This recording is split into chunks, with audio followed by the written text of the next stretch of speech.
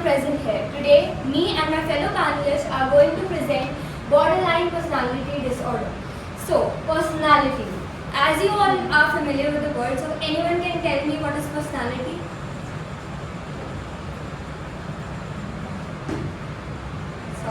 Enduring characteristics. Yeah, so they are the characteristics ways a person think and behave.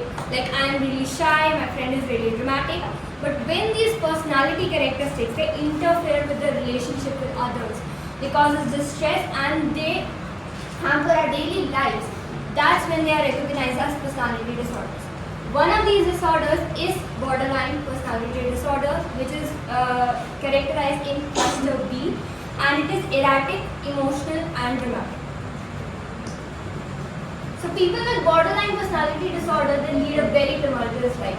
Their moods and relationships are unstable and usually they have a very poor self-image.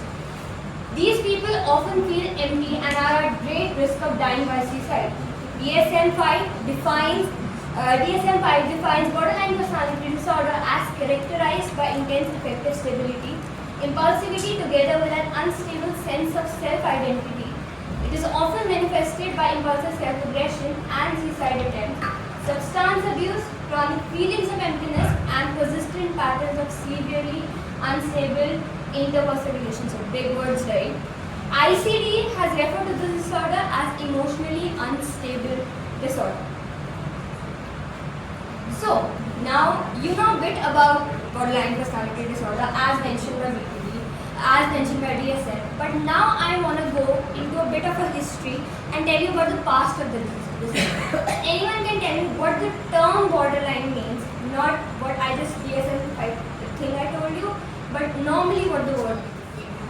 Exactly. It is a separate line that separates two countries. The word borderline. Similar is a traditional view of borderline. The term borderline was first used by Stern in 1938, and originally it is referred to by patients. It was referred to the patients who were who were challenging to deal with and who were thought to have a condition that was on the border between neurosis and psychosis, as you can see in the picture. So, what neurosis? Neurosis is basically defined by compulsive thoughts, obsession behaviors, anxiety, and psychosis on the other hand is basically not being in touch with reality. So basically having hallucinations and delusions. So later this word was used to describe patients who had some features of schizophrenia, as in borderline schizophrenia. But by 1980, however, the key clinical aspects of the borderline personality, they were clarified and then it became a distinct diagnosis in DSM-5. So borderline personality disorder, it derives, but it is not fully equivalent to a concept called borderline personality organization that was given by Kernberg, BPO. Borderline personality organization, it's a stable permanent state in which you use primitive defense mechanism, which is basically that are used to avoid anxiety. So it is splitting, either the world is good, either the world is bad.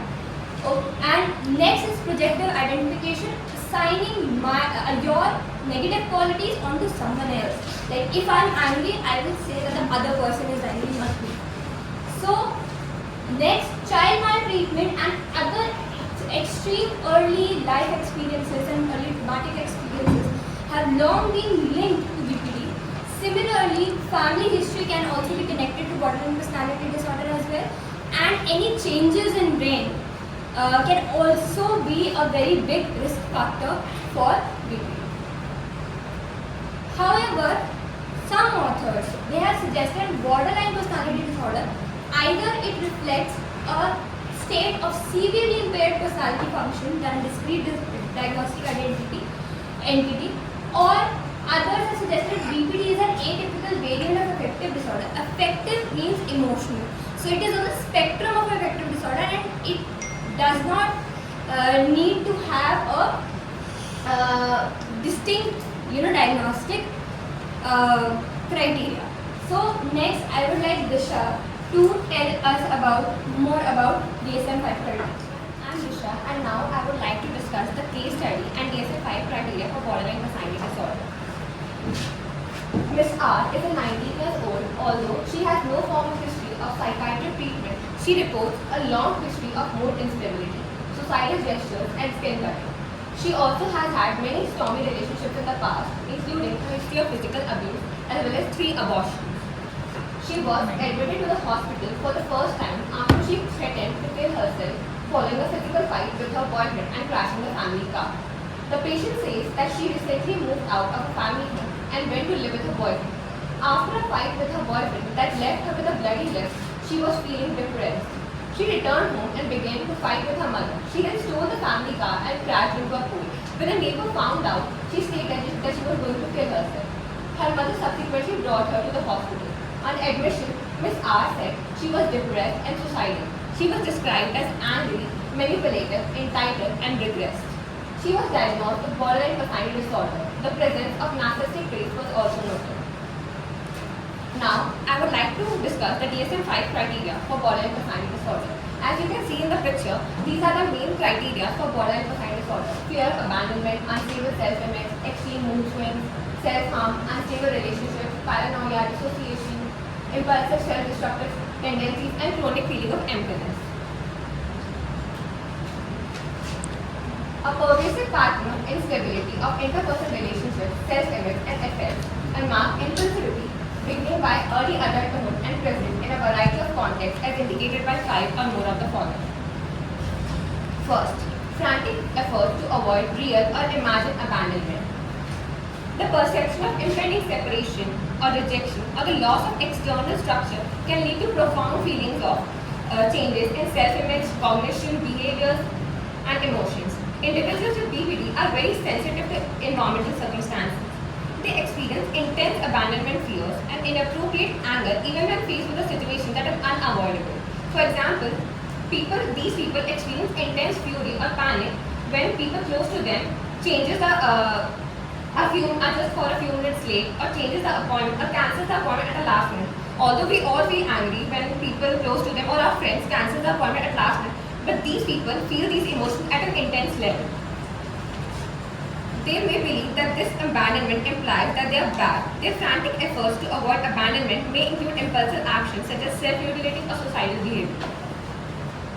Second, a pattern of unstable and intense interpersonal relationships characterized by alternating between extremes of idealization and devaluation. They may idolize potential caregivers or lovers at the first or second meeting, demanding to spend a lot of time together and share the most intimate details at the early level of relationship. However, they may switch quickly from idolizing other people to devaluing them, feeling that the other person does not care enough, does not give enough, or is not there enough. Individuals can only empathize with the other people if you only give them a return. Like they would want to be there for you to be there for them if you are there for them. Third, identity disturbance, markedly and persistently unstable self-image or sense of self. They are sudden and dramatic shifts in self-image characterized by shifting goals, values, and vocational aspirations. There may be sudden changes in opinions about plans and career, sexual identity, values, and types of friends. Although they usually have a self-image that is based on being bad or evil, individuals with these disorders may at times have feeling that they do not exist at all. Such experiences usually occur in situations in which the individual feels a lack or a meaningful relationship, nurturing and support. This also leads to the worst performance in school and work situations.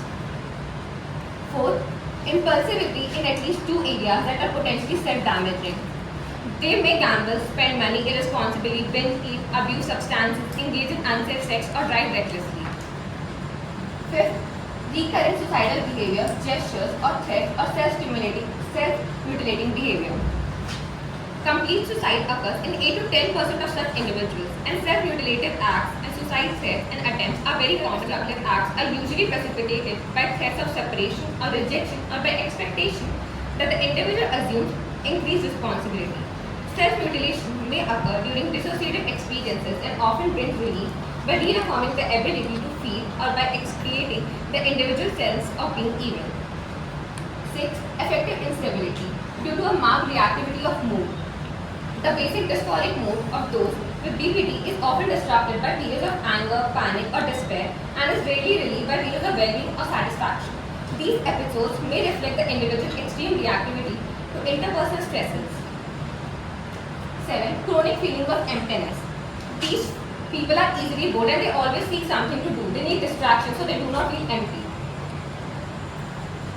8. Inappropriate intense anger or difficulty in controlling anger. Individuals with BPD have extreme difficulty in controlling their anger. They may display extreme sarcasm, enduring bitterness, or verbal outbursts. The anger is often elicited when a caregiver or lover is seen as neglectful or seen that does not care enough or abandoning. Such expressions of anger are often followed by shame and guilt and contribute to the feeling that they have of being evil. They see themselves as evil. 9. Transient stress-related paranoid ideation or severe dissociative symptoms. During periods of extreme stress, transient paranoid ideation or dissociative symptoms can also occur. These are generally of insufficient severity or duration to warrant an additional diagnosis. These episodes occur most frequently in response to a real or imagined abandonment, but these symptoms can disappear if perceived or real caring is given to them. Thank you. Now, I would like to call Angel to discuss the categories for BPD. Thank you, Disha. And my name is Angel, and I would like to talk about two core characteristics of BPD, which are affective instability and unstable self-image. So, starting with affective instability. Now, when I say this term, what do you think? Like, have you ever experienced something we call as mood swings? Raise your hand if you've ever felt mood swings. Right, most of us know what it kind of feels like. At some level, we know mood swings are like constantly changing emotions. Some days we just don't feel right. We can't even explain how we're feeling because our mood's constantly changing. But to take it to an extreme, to an intense, to a greater intensity, that's what people with borderline personality disorder actually feel. So like this meme over here, you can see it's like trying to hold all these utensils, all these boxes falling out constantly. These are your emotions and you're trying to just somehow manage them. So the definition given by Marwaha is rapid oscillations of intense affect with difficulty in regulating these oscillations or their behavioral consequences. So oscillations are basically swings, like I said before, mood swings. So basically your mood changes rapidly and within a few hours, not over days or weeks, but within a few hours your mood can really change to an intense effect. And the main aspects, but how does it look like? How does this instability actually look like? There are three core aspects defined by Schmidt: alexithymia, emotional dysregulation, and chronic emptiness. These are three aspects under affective instability. So these are how this is basically, these terms define how affective instability manifests itself in people with BPD. First is alexithymia, which is defined as a difficulty identifying or labeling feelings. Now, people with BPD, they feel certain things. They are responsive to people, and they do feel emotions. They do feel arousal, but they can't quite describe what they're feeling. So that is alexithymia. They can't distinguish feelings from bodily sensations of emotional arousal. Here is a quote from an actual study of a client who with borderline personality disorder. I hate when I'm asked what is wrong and I cannot find the words to express the unbearable pain I feel inside.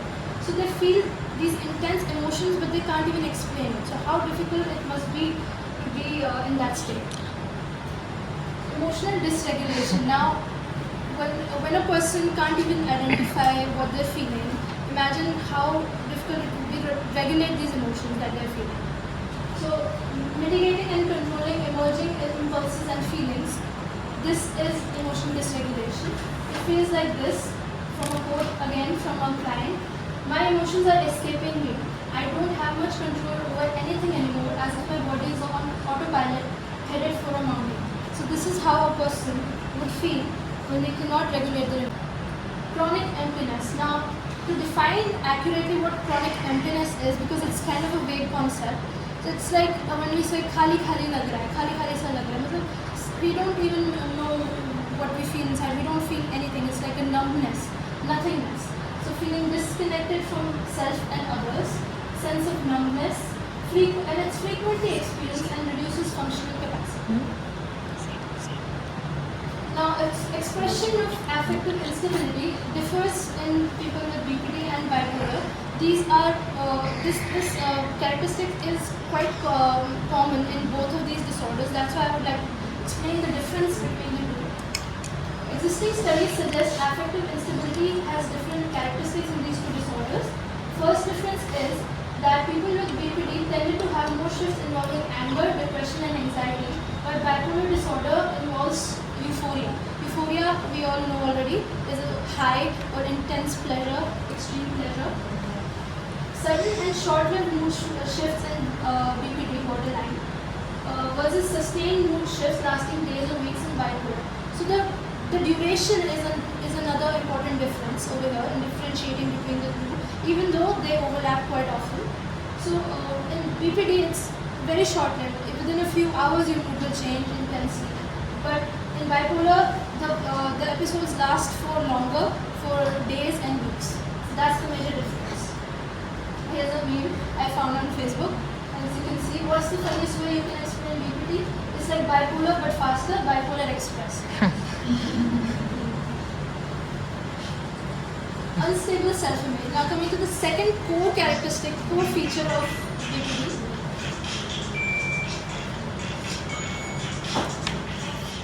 Borderline personality disorder is unstable self-image. Now I would like to ask, what do you understand by self-image? Anyone? Anything? The way you have yourself, how you perceive ourselves. Yeah. So basically how we perceive ourselves, how we look at ourselves, it's part of a broader concept of self-concept, right? It's under that, and it's basically how we see ourselves, right? So that is self-image. And what is identity? It's quite related to self-image. So identity basically includes all our experiences, relationships, and whatever our defining characteristics, basically how we define ourselves in those terms. So having a solid identity enables to have a more stable self-image throughout. So, but people with borderline personality, they have severe, profound deficits in self-image and identity. How is that? It's defined by these two core aspects, which are identity disturbance and diffusion. Now, what are these two terms? Identity disturbance is incoherence or inconsistency in a person's sense of identity, which means their personal goals, beliefs, and actions are constantly changing, like constantly changing your career, thinking of changing your work life, your career, your work, your job, constantly changing it, frequently changing it. So identity disturbance is this incoherence. Identity diffusion is very similar to it. It is difficulties determining who you are in relation to other people. So it's like people don't know where they end and where others begin. So it's like they can't separate themselves from other people, and they can't decide where one ends and the other begins. Now here's a research study related to unstable self-image. Bhatta et al. Examined the degree of compartmentalization, which is a tendency to organize knowledge about self into discrete, extremely balanced, which means either very positive or very negative categories. So it was found that BPD patients had the most compartmentalized self-concept structure, which means it was very polarized into very strong balanced groups, either very positive or very negative, so very compartmentalized, and a high proportion of negative self-attributes compared to both non-clinical and depressed control groups. So they were more towards the negative side than positive. Now, these are two celebrities with BPD. Anyone knows who they are? The first one is Pete Davidson. That's right. Second one? Madison Beer. Right. So this is Pete Davidson and Madison Beer, two famous American celebrities who have borderline personality. They publicly disclosed their diagnosis and talked about it in several interviews. And Madison Beer, this is a quote from one of her interviews describing her experience personally with borderline. I was diagnosed with borderline personality disorder. I was suicidal at one point, but once I was given a diagnosis, going through therapy 3 times a week, I was getting more in touch with my emotions and figuring out how to be stable. I was able to write better and understand myself better. So you can see therapy definitely helps, and it definitely helps you cope better with whatever condition you have, no matter what you're dealing with. It definitely helps. Thank you, and I would like to invite Aditi now to speak about idealization versus devaluation. Good morning, everyone. Good morning, ma'am. Firstly, before starting, I would like to give you guys a trigger warning because the stuff that I'm going to talk about is not only sensitive but is also might be a little too related. So, if at any point in time you feel uncomfortable, please let me know. We'll work it. Now, I would like to ask you guys a really simple question. When you look at the person sitting beside you, who are probably your friends, what makes you decide that they are a good person and will be a good friend to you?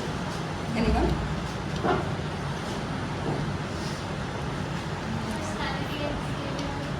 Okay. So basically, I think it's a feeling when you talk to that person, if you're feeling good, if they are having the same interest, same things to talk about, same interests. So now if I take my own example, I can talk about one thing that I absolutely revel in. So if you know me, you probably know that I am an ardent coffee lover. My friends aren't. And just to be clear, it's not an addiction, it's a devotion. Unfortunately, however, my friends do not appreciate the beauty that coffee is. It is kind of disappointing, but does that mean that my friends are bad for me? Does that mean that I can label them as bad people because there's this one thing that I really like, but they don't reciprocate to that? Now, if I'm a normal person, that is without any mental illness, this kind of behavior would be considered as immature. I still like my friends, even though it's kind of like a disappointment that they don't like coffee, but I don't hate them. I don't consider them as bad. Now, offer this question to a person with borderline personality disorder. Things here are not as simple as it were in my case. Would it be immaturity or would it be an act of defense? The second DSM criteria, borderline personality disorder, has two terminologies conjoined that I would like you guys to understand carefully. Idealization and devaluation. Can any of you tell me, just by looking at these two words, what they might mean? So idealization can be when you have a person and you completely idealize them as if they are the world to you, they are like God, you worship them. And devaluation would be that this one person is the devil, is the worst. That's right.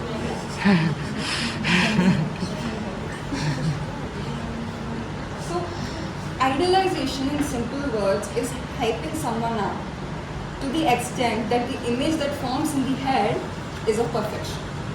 Idealization reduces anxiety by protecting the person from emotional conflicts that might emerge in a relationship. Rather than deal with the fear that the other person isn't perfect or this relationship might not actually work out, idealization allows them to keep the fantasy of perfection intact.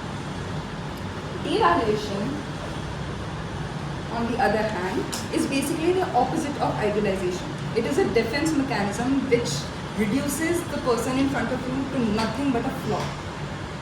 Idealization can quickly turn into devaluation because there is often no middle ground for a person with BPD.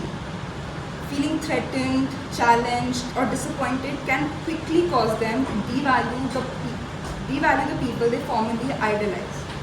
Rather than cope with the stress of ambivalence, devaluing functions minimize the anxiety caused by ambiguity.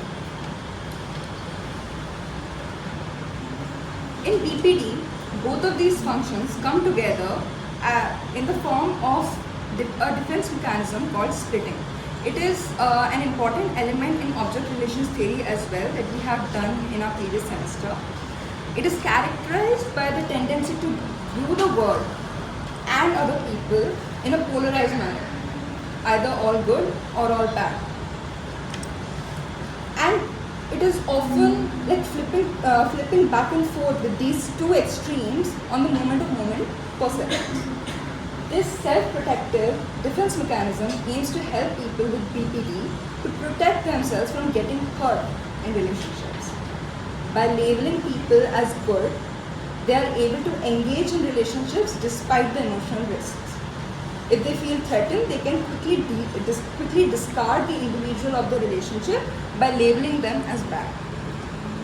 Healthy people understand that who they are is not determined by the particular action that they do at a particular moment in time. They know that if they behave poorly, this one poor behavior in this one moment of time, it does not make them a bad person. They are still able to recall all the wonderful things that they have done in the past and plan to do in the future. But people with BPD who have a fragmented sense of self are not so fortunate. If they did something bad, they literally become the bad person. That means they start representing themselves as an entirely bad person with no redeeming qualities. When they succors, they can no longer access any of the positive qualities, and that is a terrible state to enter. The same pattern of polarization holds true for their experience with other people. Based on whatever their current emotional state is at the time, they can switch from idolizing the person and treating them with tremendous admiration and affection to devaluing that very same person and treating them with contempt and hostility in the very next moment. For example, if a loved one just behaved insensitively, the person becomes all bad, and whatever good stuff that person, all the loving acts that the person had done before have vanished. They don't exist. Makes it quite difficult for such a person to realistically assess other people's true qualities and decide if this person is good for them or bad for them. Here's when the whole process of making and retaining friendships and romantic partners becomes a tough ordeal. The reason why people with BPD have passionate yet short-term relationships can be attributed to the tendency to act inconsistently and impulsively, resulting in frequent rapid changes in career, partners, and life goals. Now, I would like to show you a character case. Have you guys seen Girl Interrupted? So you might know this character, Susanna Casey.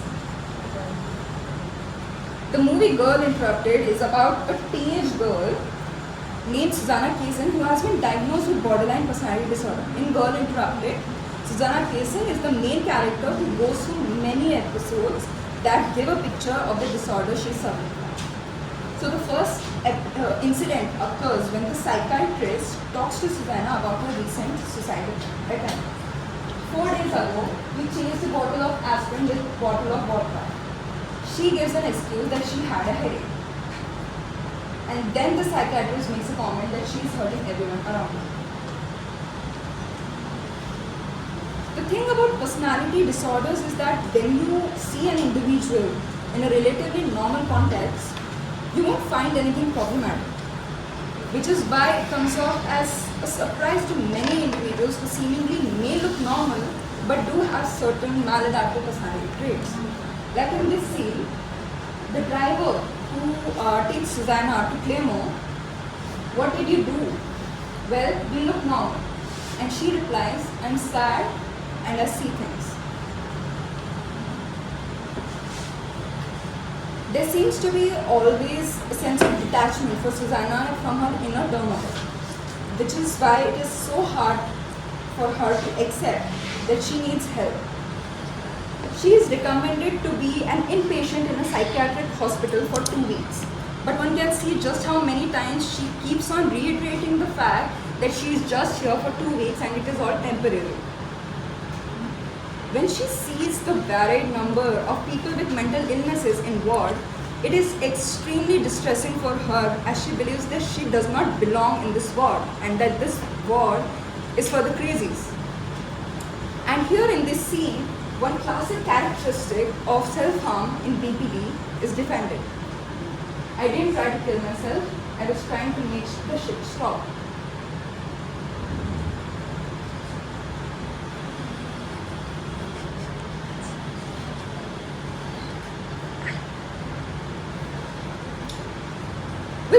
pathway to healing. Time is an essential component. Time required to achieve acceptance or even acknowledgement of her existing problems. While Susanna does find her new group of vibrant friends, she also finds it easier to acknowledge and accept her personality disorder. Here, when her friend group, during the night after the lights are off, they go into the psychiatrist's room and pick each one of their files. And Susanna describes the DSM criteria which she is diagnosed with, and she says borderline personality disorder and instability of self-image, relationships, mood, uncertainty about goals, impulsive in activities that are self-damaging, such as casual sex, social contrarianness, and a generally pessimistic attitude that are often observed. And she says, well, that's me. I would now like to call Ishita. Good morning everyone, my name is Ashita Kohli and I will be discussing impulsivity and self-mutilation as characteristics of BPD. But before starting with my topic, I would like to show you guys 3 scenes from 3 different Bollywood movies. I am sure that most of you must have already seen these or know something about these scenes. So, the first image is from the movie Kabir Singh, in which Kabir frequently engages in substance abuse like alcohol abuse and smoking. The next scene is from the movie Race 3, which is all about money and gambling. Last but not the least, this image is from one of our all-time favorite movies, Jab We Met. How can we forget this scene in which Geet explains her entire life to Aditya in less than a few minutes? This scene is a perfect example of oversharing or impulsive talking. Now, my question to the audience is that how many of you here have ever went on a shopping spree and later regretted it? Not really. Okay. So, all these are examples of impulsive behavior. Almost every one of us at some point or the other in our lives have experienced impulsive behavior. But imagine, what will happen if we do not have control over this impulsive behavior and this behavior starts interfering with our daily function? This is when it becomes a problem. I am sure that most of you are already familiar with the term impulsivity, but to help you guys understand better, I would like to start by defining the term impulsivity. So, APA defined impulsivity as a behavior characterized by little or no forethought, reflection or consideration of the consequences of an action, particularly one that involves taking risks. It is characterized by rapid responding to environmental triggers without thinking about long-term consequences. Most people behave impulsively because they think that it will help them feel better. Impulsive behavior can include gambling, reckless spending, rash driving, engaging in unsafe sexual practices, and substance abuse, most of which have already been discussed. Now, before moving to the next topic, I would like to give a trigger warning because we are going to discuss topics like self-harm and self-mutilation, which can be distressing to some people. So self-mutilation basically stems from impulsivity and is another important core characteristic of borderline personality disorder. It is the act of purposely hurting oneself as an emotional coping mechanism. However, it is important to note that they are behaviors that are harmful but are unlikely to cause death. A person engaging in self-mutilation might slice their arms and legs with a razor blade or burn their arms with cigarettes. So, researchers indicate that at least 2/3 of people with BPD will engage in self-mutilation at some point during their lives.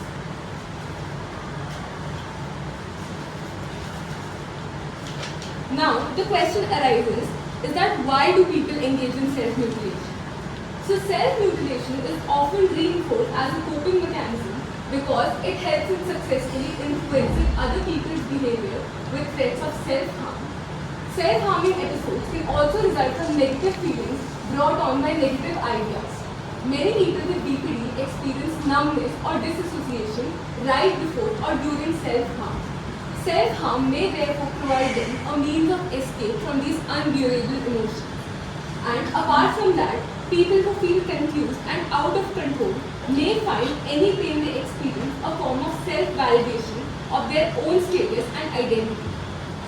The cognitive model claims that using self-harm as a means of masking emotional pain or manipulating others is a sign of severe interpersonal anxiety, low self-esteem, and a lack of adequate coping mechanisms for managing stress.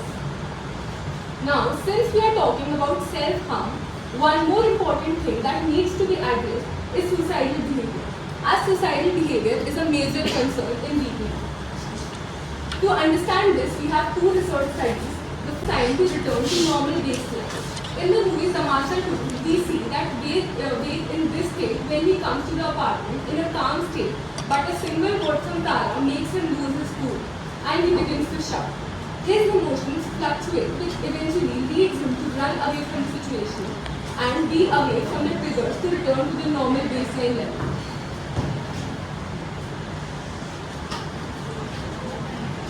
A beautiful song in the movie Tamasha, Tu Koi Aur Hai, accurately reflects the mental state of Ved, constantly being pushed to do things and become someone he doesn't resonate with. This gives him a hard time to form a sense of who he truly is.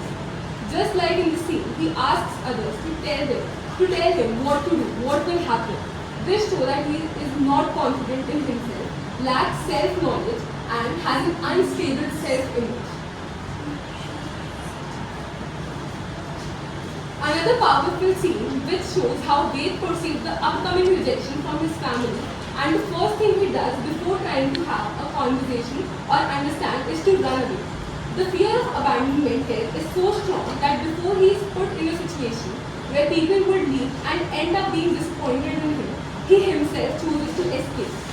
His inability to communicate to his family since the start not only affected his individual self but also led him to form unstable relationships with others in his family. Thank you. Over to you, Smita.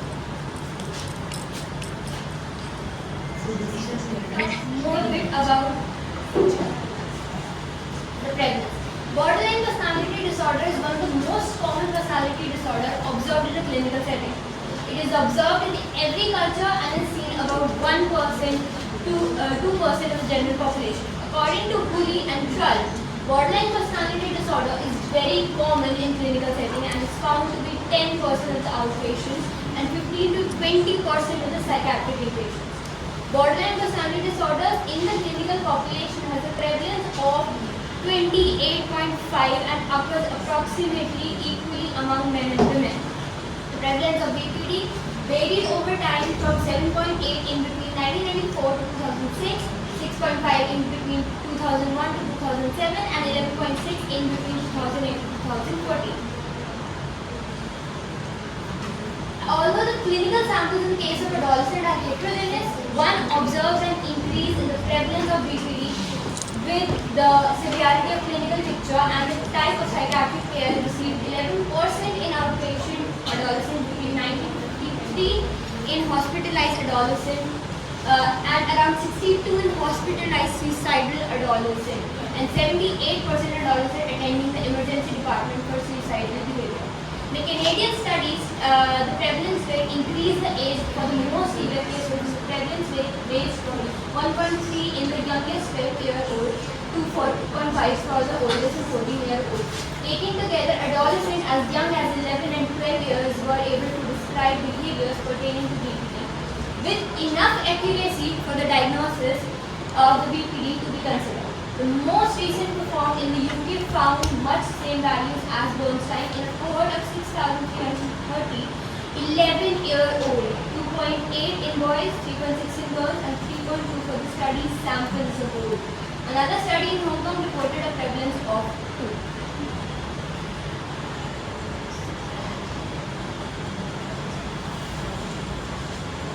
So now it is the BPD now is the most researched, but do you know it's the most stigmatized and the misdiagnosed disorder?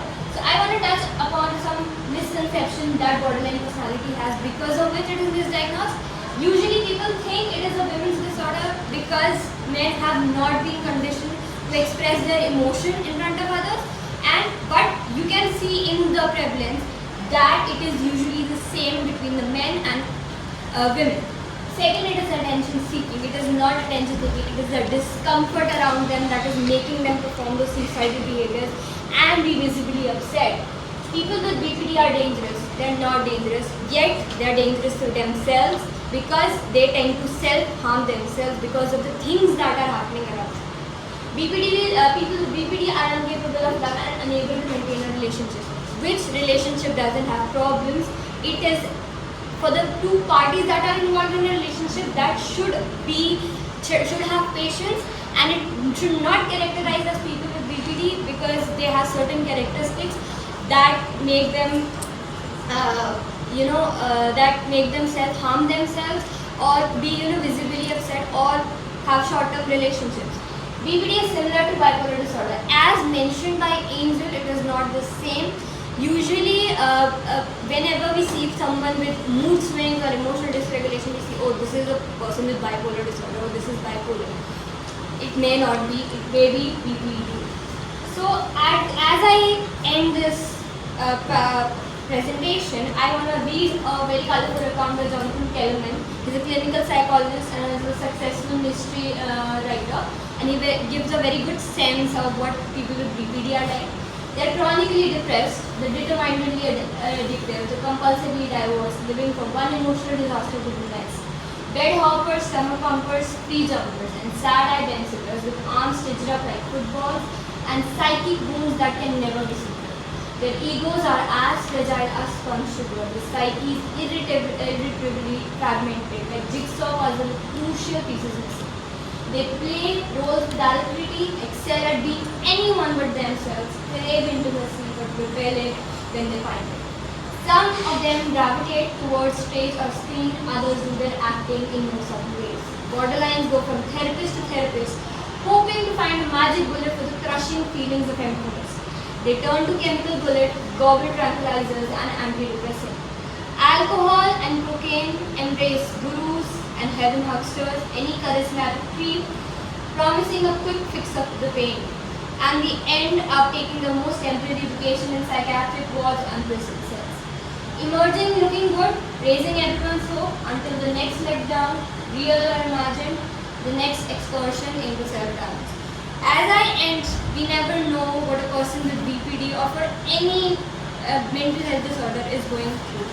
As I'm ending, they constantly battle with their inner turmoil. So as we observe the Mental Health Week, I would like to deliver a message: be kind and empathetic to others. Mental health awareness is about having a judgment-free space, having access to therapy, and accepting the fact that it hurts when it hurts, and you're not being beaten up. Thank you.